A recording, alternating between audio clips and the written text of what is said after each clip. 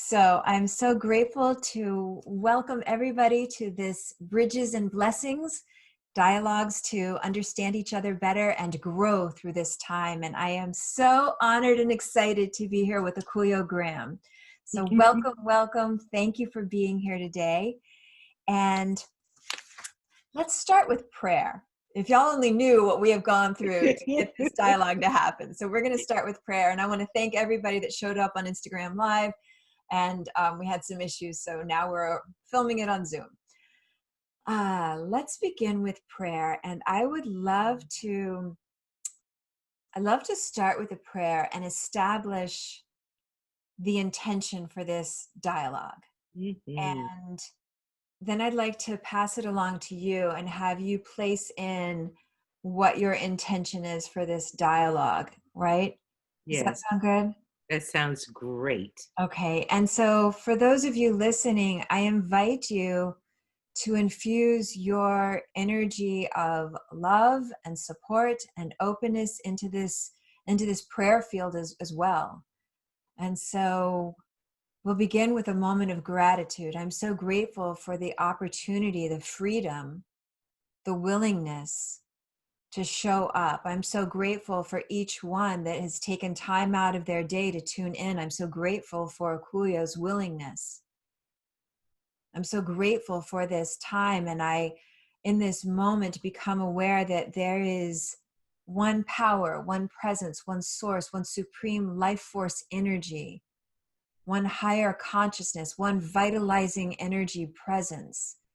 Call it God, nature, by whatever name you call it. I'm so grateful to know that this infinite intelligence, this infinite love, it's got our back. You know, it's got us. It's embracing us in this moment, the great embrace. We're so held right now. I'm so grateful to know and declare that our time gathered together, knowing that as each one of us is held by the supreme presence, that includes this conversation that is in no way meant to be, a summation, something that like wraps it all up and it's done. This is an opening. I'm so grateful to create this open field, this space. I declare this a sacred space. We call in all the ancestors, all the wise ones, all those that are no longer with physical bodies, just watching us hash it up down here. We call in your presence. We call in your guidance. We call in your support. We call in your love. Help us see what we cannot see. Help us take the actions we're afraid to take. Help us be more of who we really are. I call in the wisdom of the wise ones, the wisdoms of those that have walked before. I call in the wisdom of all those that have been so hurt through the crime of racism that has perpetuated for hundreds and thousands of years. We call in this moment presence and support and guidance, that through the opportunity of conversation, which will in no way be perfect or clean or tidy, it'll be messy, but we call in the presence of healing and transformation and creating a new way from seemingly no way. We call in guidance and support in this moment. I declare this a healing space. I declare this a space that moves into the realm of transformation, of recovery and moving beyond and healing, deep healing and understanding.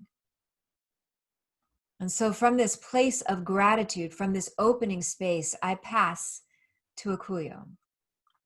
And so grateful for the word already spoken, the word made flesh. So deeply, deeply grateful for this moment indeed, where we two can gather in peace, in love, in the oneness that is life itself, in the oneness that is love itself. To remember that indeed we are each made of that very love stuff. We are each made of that very God stuff. Indeed, we are stars of God. The ground on which we stand is holy. So I stand as one who remembers. I stand as one that is one with Reverend Julie, with everyone that listens to us this day. We are one. And I stand that my intention is to remember this, to know this, to practice this. We are one. There's only one, the one magnificent life, the glorious life of the Creator, that which we call lovingly God, the one that expresses and lives itself fully out as the each of us. And we're here just simply to remember that and to love. Love is what we came here for. Love. So this is my intention. This is my practice, to remember and to love. Mm. And so I bless this time together. I name it so very good. And I am grateful. I allow it to be. Amen. Amen. Thank you. Thank you so much. Oh, thank you. It's so great to Yeah, see you. I know. I'm so happy to see you too. We've known each other a long time. Do you remember you had Thanksgiving at my house like 150 years ago? I know, I do remember. It was beautiful. I've always loved you, Reverend Julie, and I love you even more so now. Thank you. Me too, you. So I want to share with those listening who may not know all the awesomeness that is Akuyoe Graham. I want to share a little bit about who you are. Um, so Akuyo is a performing artist and writer. She was born in Ghana, West Africa, and she is the founder and CEO of Spirit Awakening Foundation. And I want to make sure we speak more about that. It's an arts organization, and it first started bringing trauma-informed arts programs, violence prevention strategies, and restorative and healing modalities to incarcerated children over 25 years ago. Former program participants serve on the foundation's board and now teach the program that helped them transform their lives. Spirit Awakening graduates have gone on to USC, Berkeley, Johns Hopkins, UCLA, Howard University, and other institutions of higher learning. In addition to overseeing her award-winning programs in over 11 facilities with invitations to expand to many more, Ms. Graham is a frequent TEDx speaker, actor, and producer, currently in production to film her critically acclaimed one-woman Spirit Awakening show, which is extraordinary. Her essays and plays are taught at Stanford, USC, and Berkeley, and she recently narrated the upcoming film Mustang Saviors. She can be seen in numerous commercials and independent films. So I'm so grateful to have you here. And one of the things that inspired me to want to have this conversation publicly was that I saw a post that you did. I think it was on Facebook recently, and it was something I didn't know, like, about you. Mm-hmm. And I'm not really sure why it makes me so emotional, but it's like I've known you for a long time. And I didn't know that. So you spoke a bit about the toll that it takes to adjust yourself. Yes. And what it reminded me of, I'd love for you to explain a little bit more about that. What it reminded me of was a post that I saw on Sterling K. Brown's Instagram page after Ahmaud Arbery was murdered. I don't know if you saw that. I did. And he held up his mask. You know, we're all wearing masks these days. Yeah. And he said the truth is he's been wearing a mask most of his life. And it's a mask that many Black men learn to wear, especially if they're going to be around a lot of white people.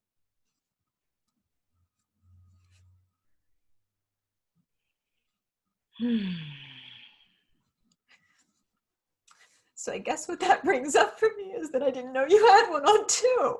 Yes. You know, and the truth of it is, Julie, so many Black people do. You know, we've had to learn how to navigate many worlds. The world when we are with our other Black people, our families and friends, and when we're not with other Black people, and especially when we're out in the world, you know. And when this whole thing started with the murder of George Floyd,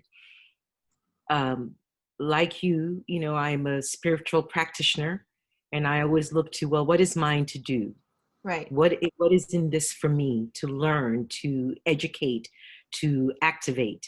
And for me, I knew that my contribution to this conversation and to this moment in time was to peel away and anchor and embody another level of self-loving and self-accepting, Mhm. you know, because this is all about the other.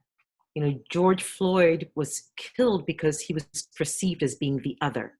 So where I had to look at myself and look at wherever I had bought into being the other and Mhm. no more.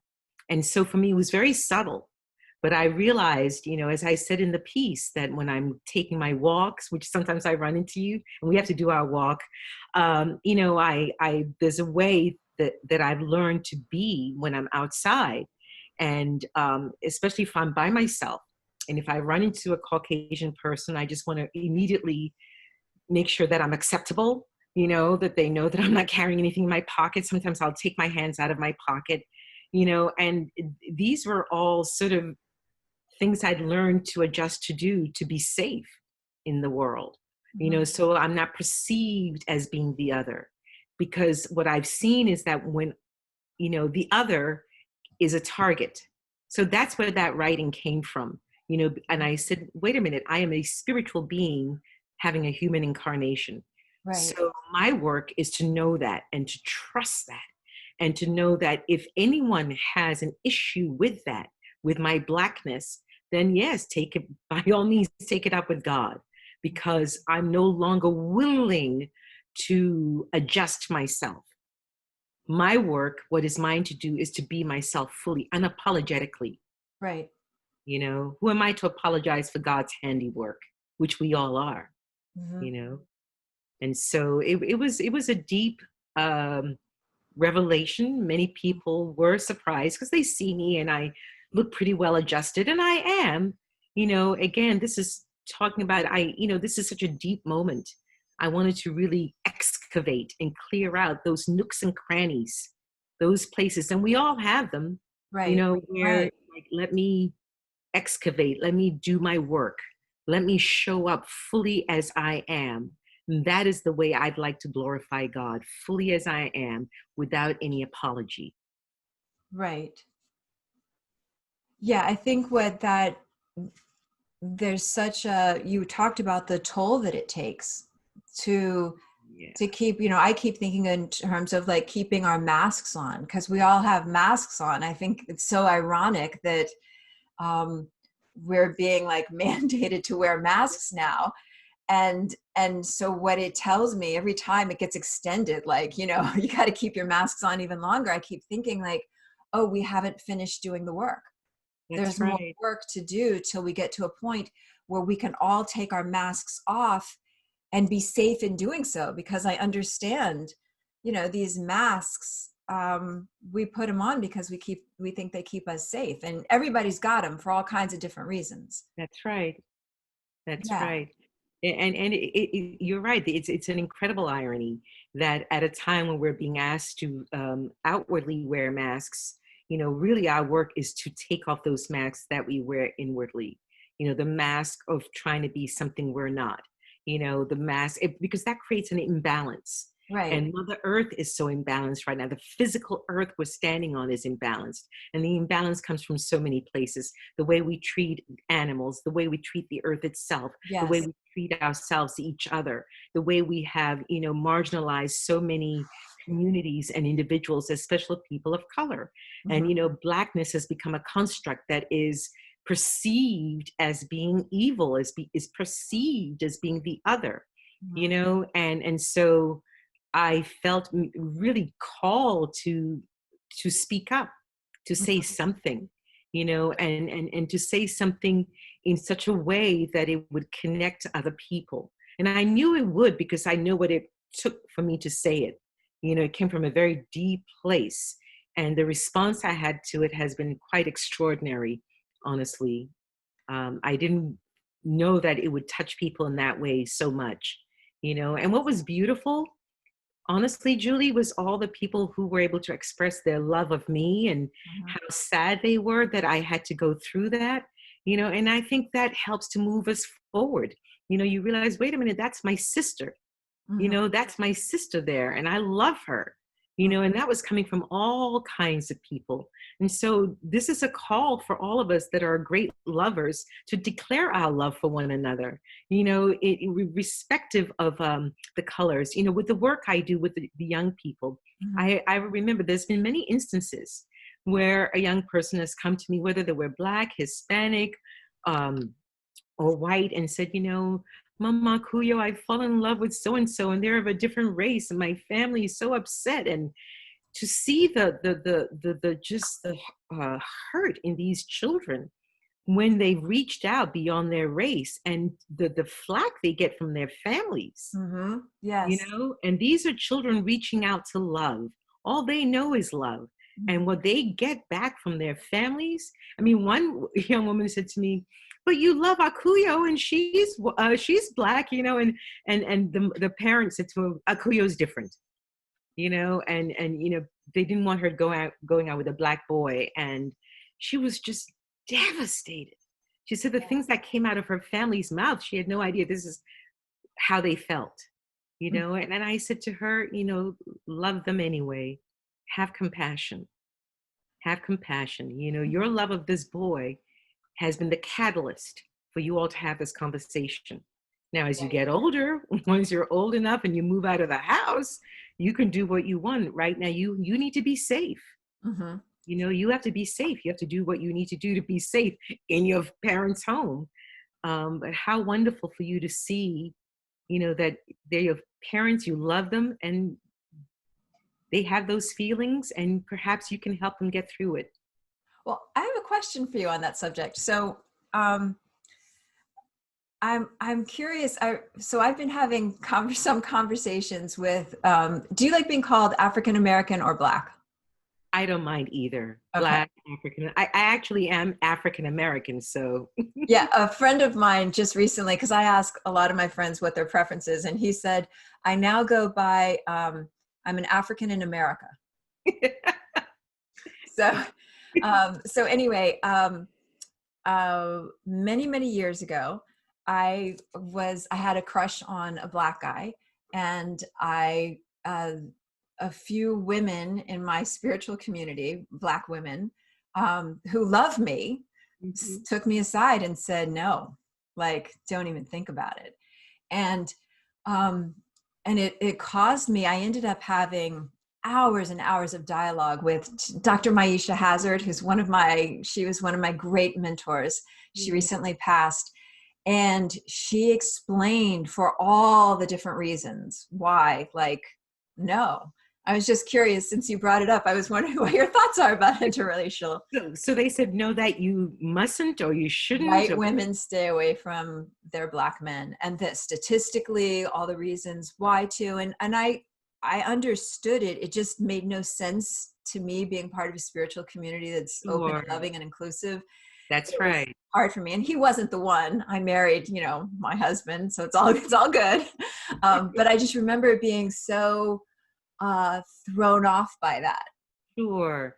I honestly have absolutely no issues with people seeing other people of other races. I certainly have done so in my lifetime. Mhm. I mean, we're talking about love, Yeah.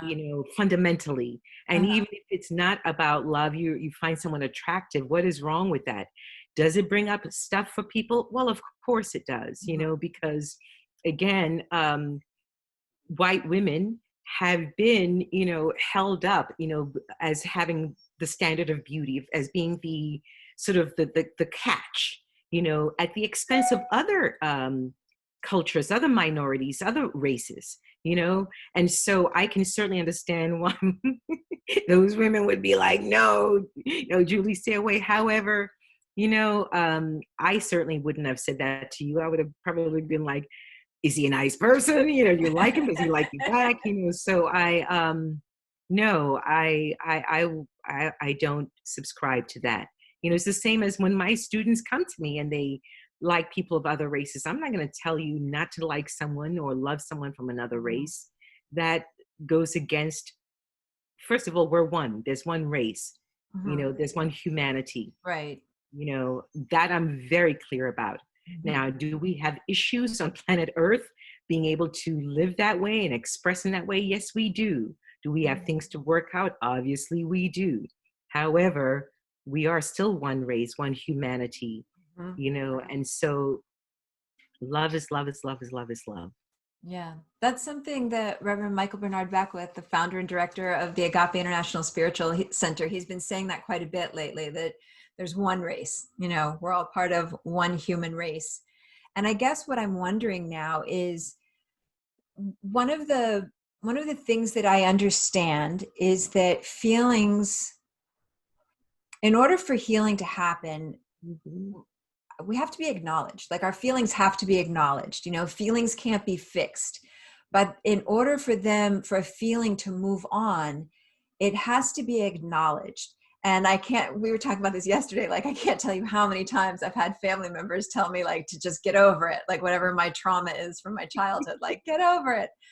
But it doesn't work that way. If there's trauma that's in the bones, if it's in the DNA, if it's in the neurology, if it's so deeply enculturated, I often wondered, like, what will it take to get this out of me? And I think that acknowledgement, Yeah, just being seen, that's right. is a healing agent. And so I was wondering what it was like for you to Mhm. see hundreds of thousands of people all around the world marching and chanting Black Lives Matter. Not all lives matter, but That's right. Black Lives Matter. And I'm wondering, does that begin some healing for people, that do you feel seen? Absolutely. It was witnessing that, Uh, Australia, the United Kingdom, I mean, so many places. It was beautiful. yeah. It was absolutely beautiful. And it was acknowledging, it was healing. It moved me. It moved me deeply. And it still does when I see young people, when I see all kinds of people, older people holding up the signs, Black Lives Matter, Yeah. because I know that they finally get it, that Black lives do matter, because for so long, Black lives have not mattered. Mhm. Black lives have not been acknowledged as being lives at all. And so to get to this moment where we collectively can say, wait a minute, Black lives matter, is incredibly acknowledging and healing. Absolutely. I, s- Absolutely. I read a quote recently, um, that Robin DiAngelo, who wrote White Fragility, said, Mhm. that it took an 8 minute and 46-second video for George Floyd's death was a high price to pay for white enlightenment. You know what I mean? Like, it was a Yeah, high price to pay. it He was. had to die, and we had to see it, like, That's for eight right. minutes and 46 seconds, see it, for something to wake up inside and like get our Right. awakening. Absolutely. And she's right. You Mhm. know, um, if it wasn't for this pandemic, most people probably would never look at that video. Be like, oh, I don't want to see that. They're always screaming about something, and he was a thug, whatever. When you think about it, George Floyd had been allegedly, he had written a $20 check that was not a good check. $20. For Right. $20, he was given the death penalty. Hmm. Trayvon Martin was given the death penalty for going out to get some Skittles. Eric Garner, another one. I mean, these stupid things, and these people were killed over these things. And as you and I spoke about briefly yesterday, I think the shock value, not only of his murder, but the cops that stood around and watched without Right. saying a word. Yeah. I think that was the real thing. That was the key that Mhm. really woke everyone up. And really we could see, am I going to be a bystander and not say anything? Or am I going to use this moment to absolutely say something? And that's why all the protests around the world, I think people were so shocked and they were like, no, not on my watch. I am not going to stand by and not say anything and watch someone be murdered like that. You Right. know, um, And I think it brings up for me, for white people, how do we deconstruct a system that we've been socialized not to see? That's right. Like it demands that there be some self-reflection. and Absolutely. and the question of how does my whiteness impact my daily life. There was Hmm. something I saw recently where it said, I think prejudices are the assumptions that we have about each other, and racism is is when we have those assumptions but we've got power and authority on our side. Hmm. So so I'm still sitting with some of these definitions and these terms, because if you asked me if I was racist, I would say no, but what I'm understanding is that there are subtle ways that I am, and it's simply um by the privileges and the advantages that I have being white, that I Mm. being white in a white world, a That's right. white valued world. That's right. I know for many, and I've seen it expressed on Facebook, on Instagram, I've worked very hard. What white privilege? I've worked hard all my life. My family struggle, we're poor. So again, the privilege isn't that, oh, you haven't had to work and you've had everything handed to you. The privilege is that whiteness has become a construct, which the whole world over recognizes as being better than. Right.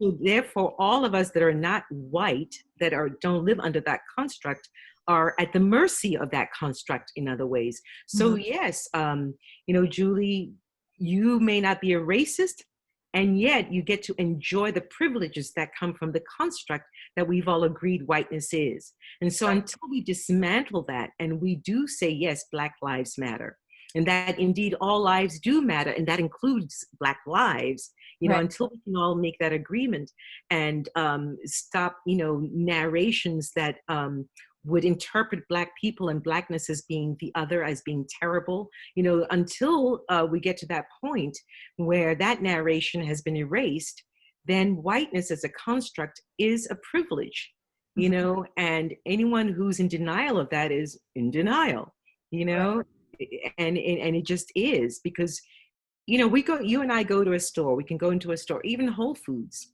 and if I'm not really dressed well professionally, and I'm in my, running clothes or whatever, sometimes the guards will look at me, will come, and I'm like, really? And there are days when it's like, enough. I've had to turn around to security guards and go, you know what? If you think I've stolen something and you want to arrest me, go ahead. But if not, back off, Mm. because I'm just not in the mood to be followed in the store when I'm just simply buying, a few groceries to take home after a Mhm. long day. I'm just not in the mood. So either arrest me if you think I've stolen something, or back off. And they do, they back off. I've been Mhm. very fortunate, that no one's shot me, but there are times when you just, it's a lot, Mhm. and you don't know what that's like, No.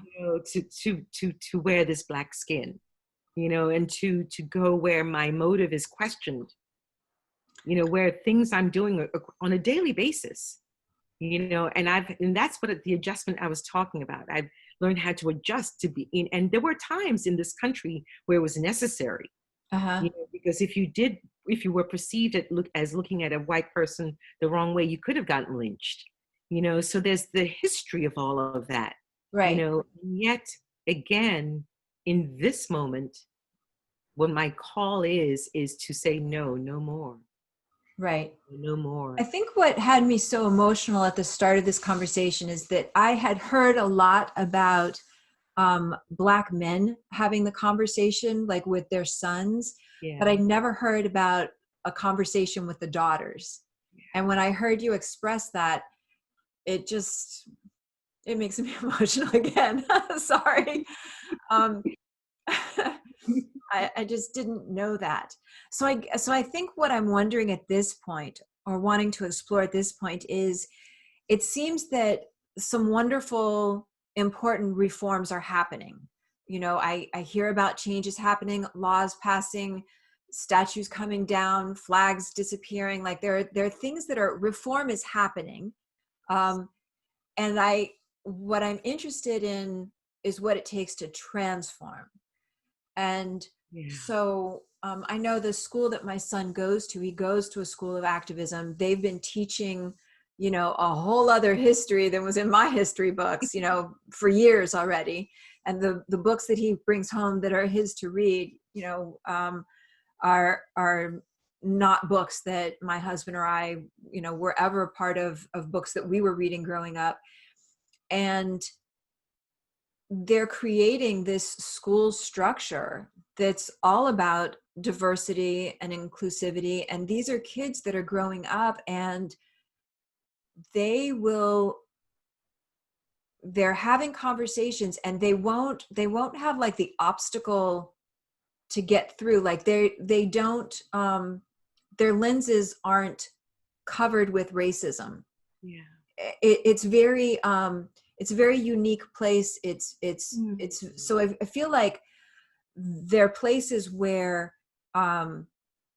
that's where transformation is happening, because they won't be overcoming. Yes. They're growing up already knowing Mm-hmm. truth. And I think that what you do with Spirit Awakening is it's a way of transformation. So I'm talking about, like, it's important to keep reform happening and Yes. changes happening and laws happening, and all, like, getting all that going is important and matters.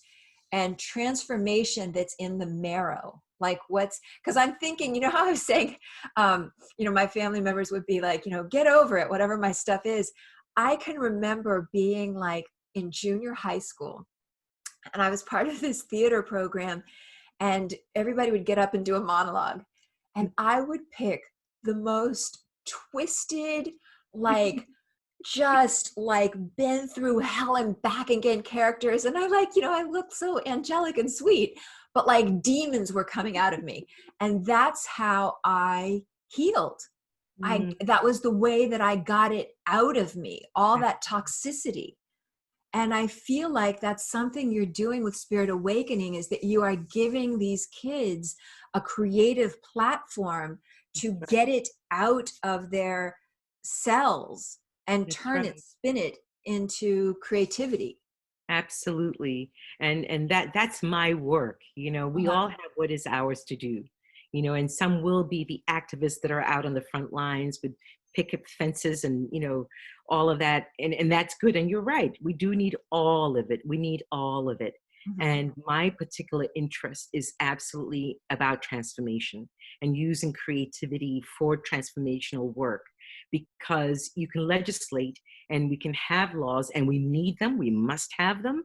However, you can't legislate love, you can't legislate those things. Mhm. And so, if we are to ever come to a point as a humanity, as a race of people that are here to love, which I believe we are, then each of us must take on the work that we must do, excavating those places within Right. us where the trauma is, releasing that trauma, healing from that trauma. And fortunately, again, we're living at a time where there's so many avenues to be able to do that, whether it's meditations, walks on the beach, taking classes, workshops, performing, singing, dancing it out, whatever it is we must do that. And everyone is called, I believe, to do that work. And that's the work that really interests me. And that is the work of Spirit Awakening Foundation, because I just didn't want to be a part of growing another group of young people that were buried and entrenched in being victims. I'm not interested Right. in that, and that doesn't serve anyone. And again, going back to the piece I wrote, that's what that was getting at. We all have work to do. Mhm. And we, in the communities, those of us that have experienced incredible trauma and have been victimized because of our race or color of our skins, we still yet have work to do. What is it? I don't want to be a victim. And the work might be, I have, as Reverend Michael teaches so eloquently, all right, I have had experiences that have been victimizing. However, I'm saying no to being a victim. And Right. that's very powerful, so Right. I will not even look, Julie, during this time, and there's so many resources being offered, sign up for COVID-19 relief, sign up for this. And I remember a lot of people send me things, oh, Akuyo, for your foundation. And I've had to be really mindful, the things I'm signing up for, that I'm not framing myself as a victim. That's Mm. quite something, and there's been things that I turned down because it's like, you know what? You say you want to fund such and such and such. That's not the experience I'm having. So I'm not going to lie about that. I'm not going to frame myself as a victim so you can give me $5,000 or whatever it is. Mhm. The answer is no, not going to do that. And that's the work that we're all invited to do. Can you imagine if Right. people actually did that? Then the resources would find themselves in the right places. The people who need it for whatever they need it for, Mhm. rather than everybody rallying around and some people using this moment, to become professional victims. I mean, let's say, what it is, Mhm. and so I'm not interested in that at all. So what's Any, the step for somebody that's feeling like, I was speaking with somebody just recently, and she feels that her Blackness is the cause of everything that has taken her down. I mean, and she just one thing after the next. Like, what's a first step for somebody who's really feeling like the weight of everything, the whole lineage, and feeling very much like a victim? And I don't even mean that in a bad way. Like, yeah. sometimes it's just like, oh wow, yeah, because some people that I've spoken with, African American people, have said they just went numb after a while. Like, it's Mm-hmm, just too much, so they kind of cut off or went numb to what was going on in the world and mm-hmm, the suffering of Black people. And I think that this caused a lot of white people to see for the first time, but I think it caused some Black people, correct me if I'm speaking out of turn, to feel again. And so it feels like it's very re-traumatizing mm-hmm. for some people. So Absolutely. what's like a first beginner step if somebody's like caught in that spiral? Well, again, fortunately for me, I now know who I am, and I'm so grateful to our community, to the Agape community, to Reverend Michael, because that could easily have been me. In fact, that's what Spirit Awakening is about, the play. The woman finally taking that journey of self-discovery when the wig comes off, the ultimate, mask, and she's ready to embrace who she is and be herself. Mm-hmm. So for me, the journey was like drama helped me, to get it out of my body, being still, going to the desert, So I would say to anyone, and if you have any kind of faith about who you are, if you believe you're a spiritual being, then I would say, then question, why would you think, that you are other or less than, Mm-hmm. and to really, perhaps the question might be, what is the gift in being a person of color? What is the gift?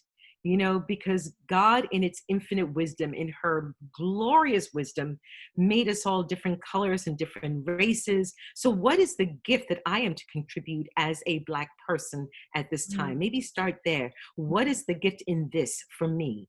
In being this color, in this Blackness for me, so that, we're not being victims. We're not apologizing for being Black, Mm-hmm.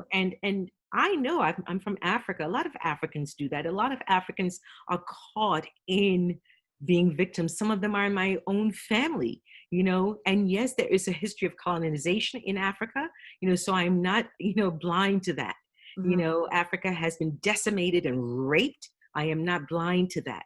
And yet still, I have to stand in knowing that I am not a victim. And Mm-hmm. there is a divine plan for my expression at this time, taking on this color, taking on this Blackness, taking on this gender. Otherwise I am a victim, and I refuse to do that. I'm not going to do that. No, no, No, you're not.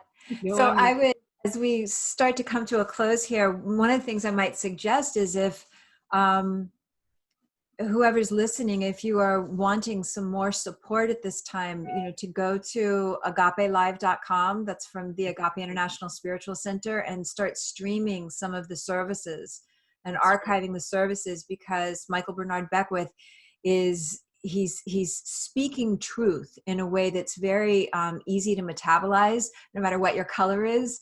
And so that could be a really good anchor point. There are also classes that are available. And I'm wondering, can people um, go to YouTube or something and see any of the performances from your kids, or Um, see your show? they might be able to on YouTube. We have a lot of things that are up, or go to our website, the Spirit Awakening Dot org, website. Yeah, .org. spiritawakening.org. Yes, Okay. and they can see a lot of things there. And if they want something in particular, they can always email us, and we have a whole bunch of videos that we can send to them, and they can watch their heart's content.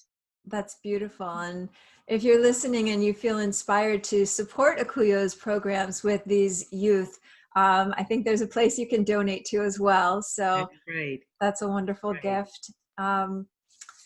Is there anything else you want to share? You know, I think what I'd love to say is it's what you said in the prayer at the beginning. Just we have to. I don't want to say toughen up, but we're strong. We can handle the difficult conversations. Uh-huh. And if anyone says something, there is no wrong thing to say or right thing to say. If that's what's coming out of their mouth in that moment, Hmm. then that's what it is. And if I have to say, hey, when you said that, it kind of hurt my feelings, then I'll say that. It's we're strong enough. We can get through this. Hmm. And we're only going to get through it by saying what we need to say and feel what we need to feel. As Brian Stevenson says, one of my heroes, we have to be proximate. We have to get close to one another. We have to be willing to be intimate with one another. And intimacy means, yeah, we get to see it all, the good, the bad, and the ugly, so, and that's how we, and really that's how we love, isn't it? What would the rose be without its thorns? But we don't say, get rid of your thorns and I'll love you later. You go buy some roses, you love it all. You take the whole thing, and I think that's the moment we're at right now. This kind of a crisis can reveal character. It reveals who we really are. Yeah. And we're strong, all of us. Hmm. All of us are very strong. We can handle this. We can do the work that needs to be done. Well, I so appreciate you. I've been having these kinds of conversations in private for years, but I've never done it publicly, and I was nervous. Um, and so I appreciate having my first one with you. And I really will carry that phrase that we need to be proximate. I think that's Mm. powerful, Isn't it? because I wasn't really sure exactly what to say or what not to say, but maybe what matters right now is that we at least get in the same circle. That's We open the space for conversation. absolutely. And, I love that word too. And again, that's been the work of Spirit Awakening, being proximate to kids that people have thrown away, Mhm. being proximate to young people that people have discarded, Wow. and to go there and say, hey, you're not garbage. You are lovable. Mhm. You are lovable, and I'm standing here and I'm willing to love. And that's our opportunity right now to get to a place of loving like we've never loved before, and to Yeah. expand our capacity for loving one another and ourselves most importantly. Yeah. Yeah. Let's pray this out. Would you like to start? I I'm would so love to. grateful for your time. Thank you so much. Thank you. Oh, so once again, how wonderful to just simply stop, to pause and to acknowledge the power and the presence and the mighty love of God that is here right now. How sweet it is to be loved by you, oh God, Mm. and to know that we are all loved by you, that the ground on which we stand is indeed holy. So it is from this space and this awareness that I bless this moment. I bless everyone that listens to this conversation, and indeed everyone everywhere. We leave no one out of this circle, out of this love, out of this prayer. Everyone is included, everyone, everyone, everyone. is included in this prayer. For I know that we are essentially one, one Yes. humanity, one love, one power, and one presence. And it is in this oneness that we get to glorify God. Mm. And for that, I am so grateful. And I pass the prayer. And continuing in this frequency of love, I invite each one that's listening right now to add into this field of love, no matter at what point or time you are listening, to add in what is your contribution? What is your gift to this conversation? What is your willingness in this moment? We can become aware of the qualities of God: love, peace, joy, prosperity, truth, creativity, justice, freedom, humor, beauty. To become aware in this moment, we all have something to do. We can't do it all, but we all have something. And so I invite you, even this moment, to begin to contribute. What is yours to give? How are you meant to serve and share? And so we enliven this field even more so. I'm so grateful and thankful for this fertile field of conversation, this fertile field that allows us to move into a place of meaningful transformation, into an up-leveling, into something that allows the extraordinary to be born. I'm so grateful and thankful to know and declare that this time, this birthing moment, is bringing forth such a next level in humanity, that we have joined together to be part of the next iteration of the human species. Nothing short of that, nothing less than that. And so I bless us in our humanness, I bless us in our growing, I bless us in our willingness. And with gratitude, I allow it to be, and I say, and so it is. And so it is. Amen. Amen.